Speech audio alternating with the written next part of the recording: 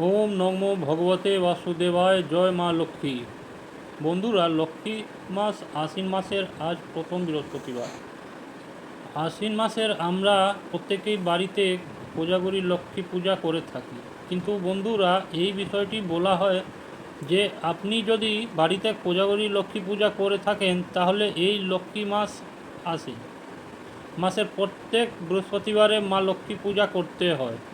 যদি কোনো কারণে পূজা করতে নাও পারেন তাহলে অন্তত মা লক্ষ্মীর উদ্দেশ্যে এই আশ্বিন মাসের বৃহস্পতিবারে একটি ঘিয়ের প্রদীপ প্রজ্বলন করে মা লক্ষ্মীর এই বৃহস্পতিবারের ব্রতকথা ও পাঞ্চালী শ্রবণ করতে হয়। এতে মা লক্ষ্মী অত্যন্ত প্রসন্ন হন এবং গৃহে সর্বদা অচলা হয়ে বিরাজ করে। বন্ধুরা, আজ যদি বাড়িতে লক্ষ্মী পূজা সম্পন্ন করতে পারেন তো খুবই ভালো, না হলে অন্তত এই ব্রত কথাটি শ্রবণ করে সন্ধ্যায় মা লক্ষ্মীর উদ্দেশ্যে একটি ঘিয়ের প্রদীপ প্রজ্বলন করুন। মায়ের কৃপায় আপনার ও আপনার পরিবারের মঙ্গল হবে। শুরু করছি আশ্বিন মাসের বৃহস্পতিবারের মা লক্ষ্মীর ব্রত কথা ও পাঁচালী। ওম বিশ্বরূপস্য ভার্যাসি পদ্মে পদ্মালয়ে শুভে সর্বত্র পাহিমা দেবী মা লক্ষ্মী নমস্তুতে। জয় মা লক্ষ্মী, জয় মা লক্ষ্মী, জয় মা লক্ষ্মী। দোল পূর্ণিমার নিশি নির্মল আকাশ, মৃদু মন্দ বহিতেছে মলয় বাতাস। লক্ষ্মী দেবী বামে করি বসি নারায়ণ করেছেন নানা সুখে আলাপন। হেন কালে বিনা করে এলো মণিবর উপনীত হইলা আসি বৈকুণ্ঠনগর। ধীরে ধীরে যুগলের করিয়া প্রণতি কহিলা নারদ মণি। লক্ষ্মী দেবী প্রতি কী কারণে আজি এত লক্ষ্মী জিজ্ঞাসিলা পদে নতি। পুনরায় ঋষি নিবেদিলা কেন মাগো নরপতি তব অবিচার চঞ্চলা চপলা প্রায় ফেরু দ্বারে দ্বার ক্ষণকাল তরে। তব নাহি কথা স্থিতি সেই হেতু নরনারী ভোগ দুর্গতি সতত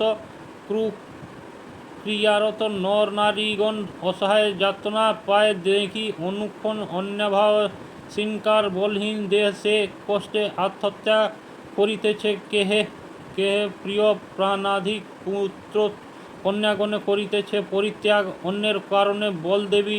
প্রকাশিয়া কি পাপের ফলে ভীষণ দুর্ভিক্ষে সদা মর্তবাসী জলে। এতে শুনিয়া লক্ষ্মী দুঃখিত অন্তরে কহিলেন অন্তঃপর ক্ষুণ্ণ মণিবরে মর্তব্যা সে দুঃখ পায় সুখের বিষয় দুষ্কৃতি ফল উহা জানিবে নিশ্চয়। চঞ্চলা আমায় বলে কিসের লাগিয়া ইহার কারণ তবে শুনো মন দিয়া। শাস্ত্র নাহি মানে দেখো যত নারী নর অশাস্ত্রকে শাস্ত্রজ্ঞান করে নিরন্তর অনাচারে ভরাইল সকল সংসার। অপবিত্র স্থানে থাকা দুষ্কার আমার নিজ ধর্ম নিজ শিক্ষা দিয়া বিসর্জন। পরধর্ম পর শিক্ষা করিছে অর্জন। দিবা নিদ্রা অনাচার ক্রোধ অহংকার আলস্য কলহ মিথ্যা ঘিরেছে সংসার। উচ্চ হাসি কটু কথা কহে নারীগণ সন্ধ্যাকালে নিদ্রা যায় হয় অচেতন। রমণী ভূষণ লজ্জা দিয়া বিসর্জন যথায় তথায় করে স্বেচ্ছায় গমন। নারীদের ধূপ দ্বীপ প্রতি সন্ধ্যাকালে সতীর সিঁদুর শোভা নাহি পরে ভালে। প্রভাতে না দে প্রভু গোময়ের ছেঁড়া ঘৃণা নাহি করে তারা ইরা। বস্ত্র পরা লক্ষ্মী স্বরূপিণী নারী করিয়া সৃজন পাঠাইয়েছে মর্তলোকে। সুখের কারণ লক্ষ্মণের সুখে তারা ভুলিয়া আমায় অকার্যে কুকার্যে এবে সংসার মজা। শ্বশুর শাশুড়ি প্রতি নহে ভক্তিমতী কটু বাক্য কহে সদা তাহাদেরই প্রতি। পতির আত্মীয়গণে না করে আদর থাকিতে চাহে সদা হয়ে স্বতন্ত্র লজ্জা। যদি গুণ যত রমণী ভূষণ একে একে সব তারা করিছে বর্জন। অতিথি দেখিলে তারা রুষ্ট হয়ে মনে পতির অগ্রে খায় যত নারীগণে। স্বামী রে করো হেলানা শুনে বচন ছাড়ি আছে গৃহধর্মে ছেড়েছে বন্ধন। নারী সঙ্গে নরগণ সময় কাটায় মিথ্যা ছাড়া সত্য কথা কভু নাহি কয় সতত। উহারা মোরে করে জ্বালাতন চঞ্চলার প্রায় ফেরি তাই সে কারণ ঈশা দেশ হিংসাপূর্ণ তাদের হৃদয় পরস্ত্রী কাতর। চিত্তকুটিলতাময় দেব দ্বিজে ভক্তিহীন তুচ্ছ গুরুজন সদাই আপন সুখ করে অন্নসন রসনা তৃপ্তির লাগে অখাদ্য ভোজন তারি তবে দেখারে সে কুণ্ঠ আক্রমণ প্রতি গৃহে এই রূপ পাপের আগার অচলা হইয়া বল থাকি কি প্রকার ত্যাগী এসব দোষ হলে সদাচারী নিশলা হইয়া থাকি আমি বিভাবরে এত শুনি মণিবর কহে শূন্য মনে কেমনে প্রসন্ন মাতা হবে নরগণে কেমন পাইবে নারী তব পদছায়া ওগো দয়াময় তুমি না করিলে দয়া দৃষ্টি স্থিতি প্রলয়ের তুমি অধিকারী জগৎ প্রস্তি তুমি জগৎ ঈশ্বরী কহ মাতা কৃপা করিহার বিধান মানবের দুঃখ হেরে কাঁদে মোর প্রাণ নারদের বাক্যে লক্ষ্মী দয়া উপজিল মধুর বচনে তারে বিদায় করিল নরনারী দুঃখ হেরি কাঁদিছে অন্তর প্রতিকার আমি বাছা করির সত্তর অন্তঃপর লক্ষ্মী দেবী ভাবে মনে মনে মর্তের দুঃখ নাশ করিবে কেমন কেমন তাদের দুঃখ করিব মোচন উপদেশ দেহ মোরে প্রভু নারায়ণ শুনিয়া লক্ষ্মীর বাণী কহে লক্ষ্মীপতি উতলা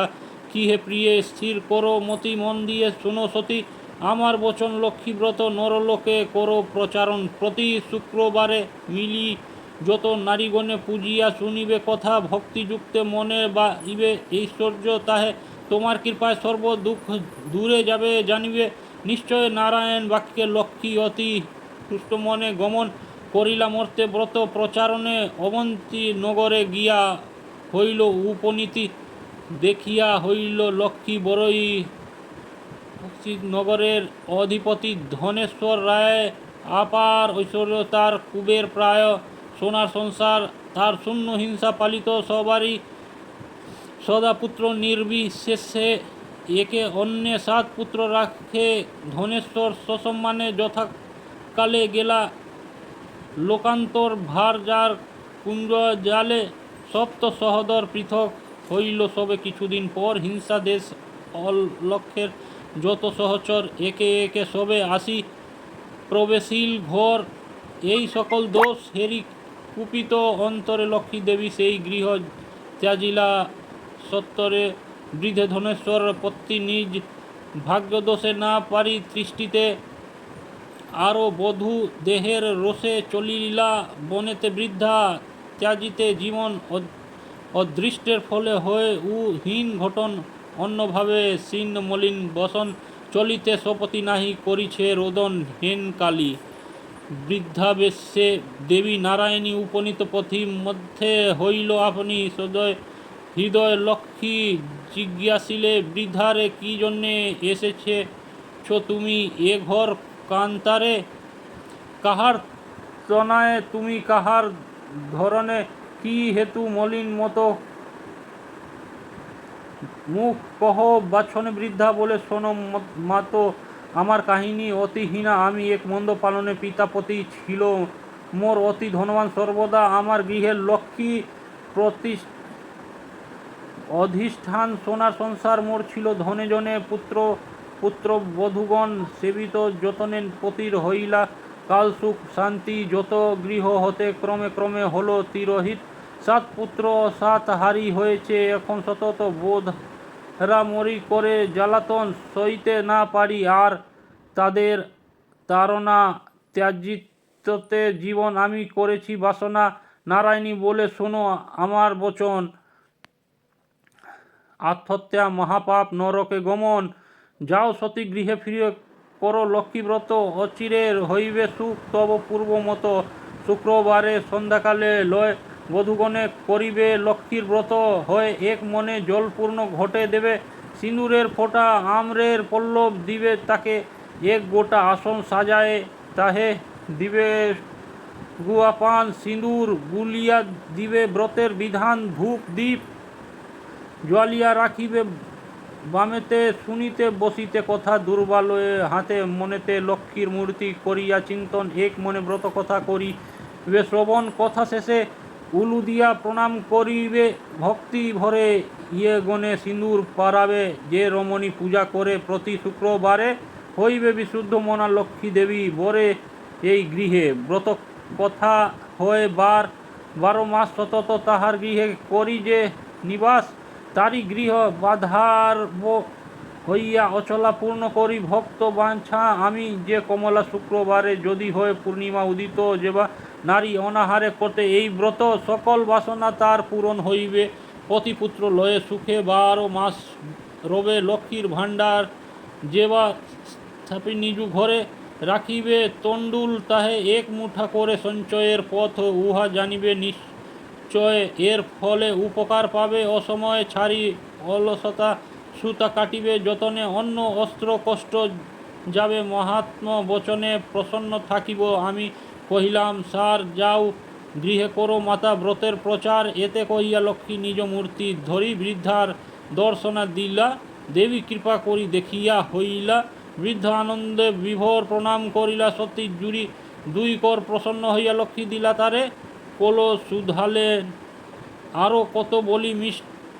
লক্ষ্মী কয়ে ব্রত মোর সংসারে প্রচার, অচিরে হইবে তব বৈভব অপার, পুত্র বধূগণ বসে থাকিবে তোমার পূর্ব শান্তিময়, তব হইবে সংসার, এত কহি লক্ষ্মী দেবী হইল অদর্শন ইষ্ট চিন্তে, বৃদ্ধাগৃহে করিলা গমন, আসিয়া বধূগণ বৃদ্ধা করিলা বর্ণন, যে রূপে ঘটিল বনে লক্ষ্মী দর্শন, ব্রতের বিধান বৃদ্ধ বলিলা সবারে, যে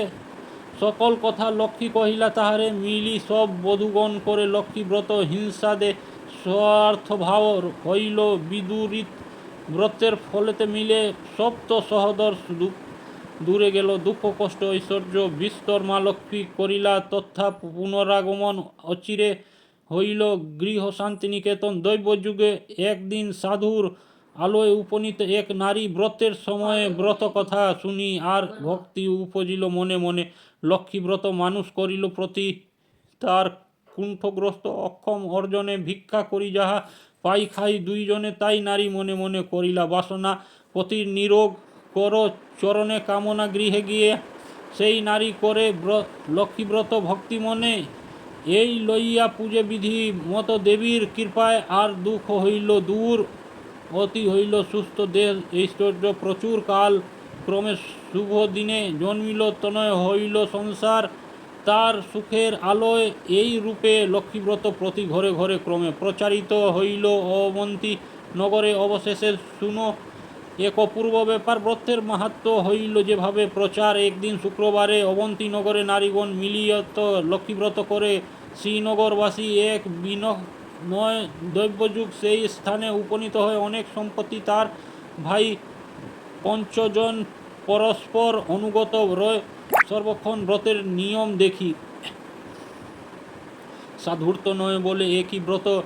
এ কিবা ফলদয়, সদাগর বাক্য শুনি বলে ব্রতিগণ করি লক্ষ্মী ব্রত, যাতে মানুষ পূরণ মন প্রাণ দিয়া যেবা করিবে পূজন, সকল মনের আশা হইবে পূরণ, ইহা সদাগর বলে অহংকারে যেজন অভাবে থাকে, সে পূজারে তাহারে ধন জন সুখ ভোগ যা কিছু সম্ভবে সকল আমার আছে, আর কিবা হবে কপালে না থাকে, যদি লক্ষ্মী দিবে ধন হেন বাক্য কভু আমি না শুনি, কখন গর্বিত বচন লক্ষ্মী সহিত না পারে, সেই দোষে লক্ষ্মী দেবী ছাড়িলা তাহারে, এতে কহিয়া বাণী লক্ষ্মী করিল হেলা, নানা দ্রব্যে পূর্ণ তরি বাণিজ্যে যেতে গেলা, দৈবযোগে লক্ষ্মী কোপে সেই সাধুজন, তরি সহজল মধ্যে হইলা গমন, ইষ্টক আলয় আদি যাহা ছিল তার বজ্রাঘাতে দ্বন্দ্ব হয়ে হইল ছারখার, দূরে গেল ভাতৃভাব বইল ভিন্ন ভিন্ন, সোনার সংসার তার হইল বিপন্ন, ভিক্ষাজীবী হয়ে সবে ফিরে দ্বারে দ্বারে জঠর জ্বালনায় গেলা, দেশ দেশান্তরে পড়িয়া বিপাকে, এবে সাধু মহাশয় দুই নয়নে অশ্রু ঝরে করে, হায় হায় কিবা দোষ দেখি বিধি করিলে এমন অধম সন্তান আমি, অতি অভাজন সাধর দুর্দশা হেরি